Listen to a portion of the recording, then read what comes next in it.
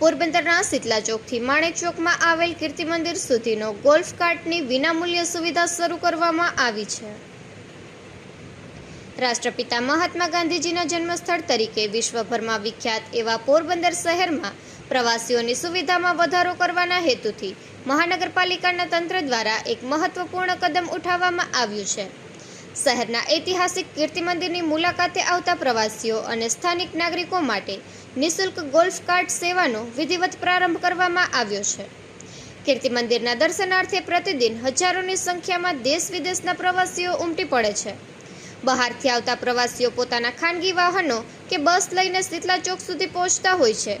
જો કે શીતલા ચોકથી કીર્તિ મંદિર તરફ જતો રસ્તો સાંકડો હોવાથી અને ટ્રાફિકના નિયમન માટે ત્યાં વન વે જાહેર કરવામાં આવ્યો છે, ત્યારે આ વિસ્તારમાં મોટા વાહનો લઈ જવાની મનાઈ હોવાથી પ્રવાસીઓ શીતલા ચોક પાર્કિંગમાં પોતાનું વાહન રાખી શીતલા ચોકથી કીર્તિ મંદિર સુધીનો અંદાજે 250 થી 300 મીટરનો રસ્તો ચાલીને કાપવો પડતો હતો।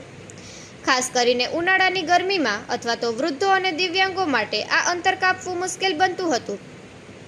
આ સમસ્યાના કાયમી નિરાકરણ માટે મહાનગરપાલિકા દ્વારા દાતાઓના સહયોગથી આધુનિક ગોલ્ફ કાર્ટ વસાવવામાં આવી છે। આ ગોલ્ફ કાર્ટમાં બેસવા માટે પ્રવાસીઓએ કોઈ પણ પ્રકારનો ચાર્જ ચૂકવવો પડશે નહીં। આ સવારી શીતલા ચોકથી શરૂ થઈને સીધી કીર્તિ મંદિરના મુખ્ય પ્રવેશ દ્વાર સુધી પ્રવાસીઓને પહોંચાડશે। આ કાર્ટ ઇલેક્ટ્રિક હોવાથી અવાજ કે વાયુનું પ્રદૂષણ ફેલાશે નહીં, જે ઐતિહાસિક સ્મારકની જાળવણી માટે પણ હિતદાયક છે। શીતલા ચોકથી કીર્તિ મંદિર સુધીના સાંકડા માર્ગ પર ટ્રાફિક જામ ન થાય અને પ્રવાસીઓને ચાલવું ના પડે તે માટે આ ટ્રાન્સપોર્ટ ફેસિલિટી શરૂ કરવામાં આવી છે। આગામી સમયમાં પ્રવાસીઓના ઘસારાને ધ્યાને રાખીને કાર્ટની સંખ્યામાં વધારો કરવાનું પણ આયોજન છે। પ્રવાસીઓએ આ આયોજનને આવકારતા જણાવ્યું હતું કે પાર્કિંગથી મંદિર સુધી પહોંચવા માટે આ ગોલ્ફ કાર્ટની સવારી ખૂબ જ આરામદાયક છે। ખાસ કરીને નાના બાળકો અને વડીલો માટે આ આશીર્વાદરૂપ સાબિત થશે।